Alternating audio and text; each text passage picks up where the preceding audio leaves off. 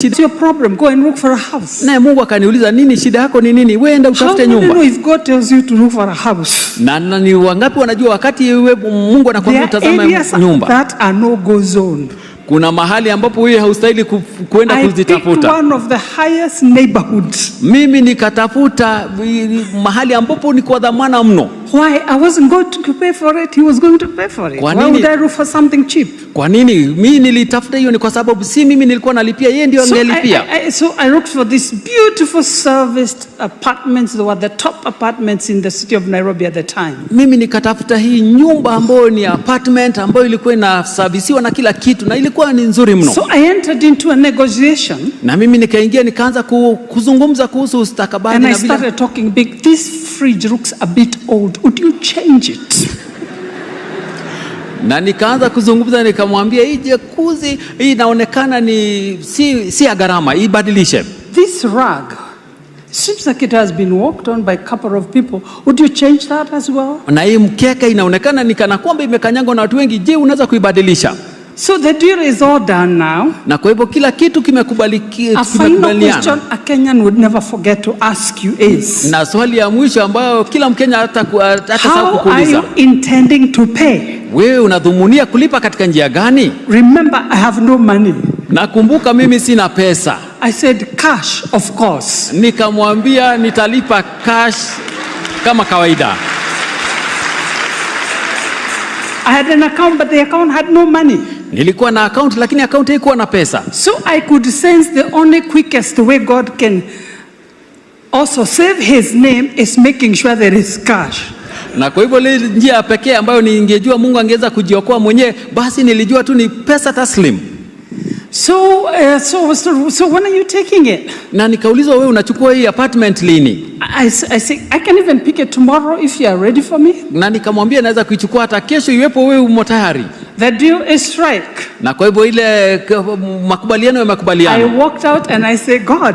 Na nikaondoka nikasema Mungu. Did you hear the commitment? Umesikia jinsi ambavyo nimewajibika. I have no name to protect. Mimi sina jina ya kuhifadhi. My name is already out there horrible and bad. Jina langu but you have a name to protect. Lakini wewe Mungu una jina la kuhifadhi. So you better know what you are going to do. Na kwa hivyo ni heri ujue kile ambacho unaenda kukifanya. And that is how. Na vivyo ndivyo my encounter of the three men, the three angels who took my money into an office. Wale watu watatu ambao nilikutana nao. Come on, somebody. Pesa katika ofisi. God knows your address. Mungu yajua God knows your need. Mungu yajua hoja zako. Amen. Amina.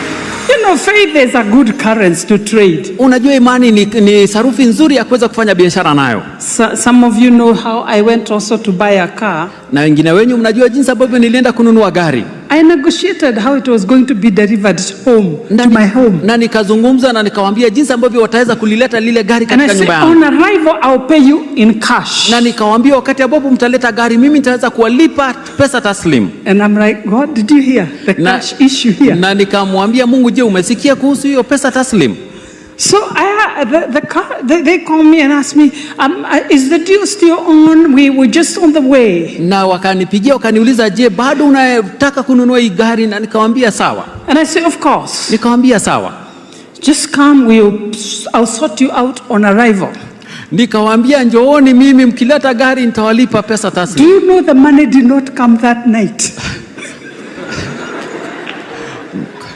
Unajua hiyo pesa haikuja usiku. Because it sounds funny. Unajua kwa nini mnacheka? In the morning, asubuhi, I prayed, I said anything, I spoke in tongues, I did anything. Nikaomba, nikazungumza katika ndimi na nikafanya kila kitu. When I became almost very desperate, na wakati ambapo nilikuwa nimeshushika, I took the Bible. Mimi nikachukua Biblia. Don't try at home. Na usijaribu pale nyumbani. I stood on the Bible, I say I'm standing on your promise. Nikasimama katika Biblia nikasema nasimama katika ahadi zako. Can you imagine standing on the Bible? Wewe fikiria kusimama juu ya Biblia. Because I held it. Ni kwa sababu nilishikilia. It's not working for me. Na nikaona hili jambo alifanyi kazi kwa sababu. Says the singer sang standing on his promises. Na yule mwimbaji akazungumza akasema kusimama katika ahadi zake. Na kwa hivyo mimi nikachukua Biblia. And I said, God, nikasimama. I'm standing on your promises. Nikamwambia Mungu nasimama katika ahadi zako. Desperate people do desperate things. Watu ambao there you go. I don't know if you have ever been there. Mimi sijui kana kwamba umeshaikuwa mahali pale. Then I received the God of money, a call came. Na mimi nikapokea Mungu wa pesa. You remember those nikapigiwa simu. boxes? Remember those boxes, the call came? Unajua zile simu za kitambo ambazo ulikuwa The na one you dialed like this? ile ambayo ulikuwa unaizungusha hivi, Not the one you press. si ile unaisukuma No wonder people unabonyeza. these days don't receive miracles because they are always pressing. But the one, Na huenda ni kwa hiyo but the ndio one sababu you dial, ile ambayo ulikuwa unaizungusha for some reason things used to happen. kwa jambo fulani mambo yalikuwa yanafanyika. By the time I get that call, I didn't even want a call. Wakati ambapo nilipata ile simu na hata sikutaka kupata The simu, God of money had arrived. Mungu wa pesa tayari alikuwa amefika. Hey, come on, somebody bless the Lord. Mtu fulani upate kumbariki Bwana. Never ever be afraid Usikawahi kuwa na hofu of kamwe. trusting God. Usikawahi kuwa na hofu na Never wasiwasi ya ever give kumtumainia up Bwana. faith. Usikawahi kukosa Because faith tumaini. is only what we have. Ni kwa sababu imani ni kile Faith tu ambacho is only tunacho. what we know. Imani ni kile ambacho sisi tunakijua. My life is about faith in God. Maisha yangu ni kuhusu imani katika Mungu. Nothingness Hamna kingine chochote, but faith in God. lakini imani ndani ya Mungu. As Mr. Jenga, you give us your testimony on how the car told on you. Kama Mr. Jenga, jinsi ambavyo ulitupatia ushuhuda vile ambavyo gari When lilisimama. we were building this sanctuary, Wakati ambapo tulikuwa tunajenga kanisa hili. imagine George was driving me. We're at a roundabout near the city mortuary of the Baptist church there. Well, The car goes off. George alikuwa ananiendesha na pale katika ile roundabout ya pale Just city like mortuary a gari blackout. likasimama. Pap! Na gari tu likasimama. Lights, everything, engine, everything goes off. Kila kitu kikasimama, taa, engine ikasimama. And George looked at me and said, "Hey, mom, the car is off." George akanitazama akaniambia gari limezima. I said, "George, listen to me. Nikamwambia George, nisikize. I had not agreed with it. First of all, it is 4 a.m. in the morning. Saa hii ni saa 10 asubuhi. We used to do a lot of work until morning. Tulikuwa tunafanya kazi nyingi I'm mpaka on my way asubuhi. home, Mimi naenda and the car nyumbani. stops on me. Na gari inasimama. So I said, George, listen to me carefully. Nikamwambia George, nisikize kwa I have uangalifu. not made arrangement with God to be stuck here. Mimi sijafanya mipango na Mungu nipate kusimama hapa. He asked me, what do you do? Akaniuliza nifanye nini? I said, start the car. Nikamwambia The gurumisha car gari. started like there was no problem. Gari Oh, kaguruma come on, kana kwamba somebody. hakukuwa na shida. When everything else fails, Wakati ambapo kila kitu kingine kinakosa kufanya kazi, we serve a God. basi tunamtumikia Mungu. Faith works. Imani hufanya kazi. You'll never ever be disappointed. Hautawahi kamwe kushushika moyo. Amen. Amina. Do you have faith this morning? Una imani asubuhi Do ya you leo? have faith for your next level? Una imani ni kwa sababu ya Do you kiwango have kingine faith cha for maisha that yako? which is coming? Una imani ni kwa sababu ya kile ambacho kinakuja? May God help us. Mungu atusaidie. I know on Sunday we shared also some few more things on faith and how we're going to anchor and believe God for that which we know. Na najua Jumapili tulishiriki mambo kuhusu imani na vile ambavyo tutaenda kuweka imani yetu na kwa sababu ya vitu ambavyo tunajua na vile And I ambavyo begin to itakuja. prophesy. I know some of you are going to land in jobs that you will just be pinching yourself and say, ooh, wait a minute. Naanza kutoa Some unanabii of na you are gonna wengine get wenu contracts mtapata and you will kazi be, na ooh. mtapata kabadhi, utakuwa ukijichuna na utakuwa You'll not be ukiamini. looking for connection because you're already connected to the mainstream Jesus Hautawahi Christ, our kutazama Lord and unganishwa, ni Savior. kwa sababu tayari umeunganika na Yesu Kristo mwokozi wetu. Look at somebody, tell them, I'm well connected. Mtazame mtu na umwambie mimi tayari I know nimeunganika Jesus vyema. Christ. Umeunganika na Yes, Yesu you're Kristo. good, you're well, you're good, you're Uko well sawa, connected. uko sawa, umeunganika vyema. So I know Na kwa hivyo ninajua, that I know najua God is about to do something in our lives. Mungu yu karibu kufanya jambo katika maishani mwetu. Never allow the enemy Usiwe mruhusu adui to tamper with your faith. kuweza kuharibu imani yako. The devil can touch anything else. Adui yuweza kuguza kingine The devil chochote. can touch this and that.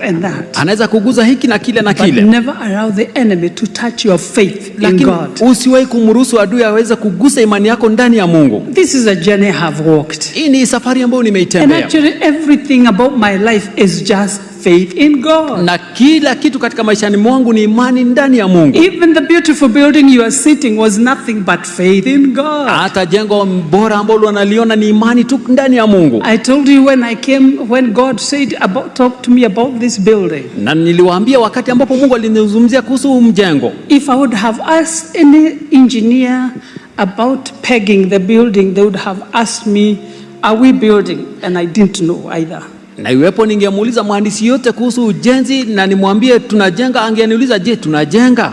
But thanks be to God. Lakini sikuwa na wazo, lakini ashukuriwe Mungu. I came and we pegged the sanctuary with the watchmen. Tulikuja na kutukaweza kuchora. We also have a language barrier. Ni kwa sababu pia tuna ile lugha ambayo tuwezi kuwasiliana pamoja. And sometimes it's good when you have a language barrier, because when they say put a peg here, they will not ask you what is it for. Na wakati ambapo unaweka misumari ama chuma, hata kuuliza unasema tuweke hapa, kwa sababu haelewi. I would not have wanted anybody to ask me what I was doing. Na mimi singelipenda mtu yote aniulize unafanya nini. Then I walked across and we put another one there. Then we walked and we put another one there. Nikatembea tukaweka chuma moja mahali pale na nyingine tukaliweka mahali pale. And I told them, we have finished the work, now you may go. Na nikawaambia tumemaliza kazi, sasa nyinyi mnaweza kwenda.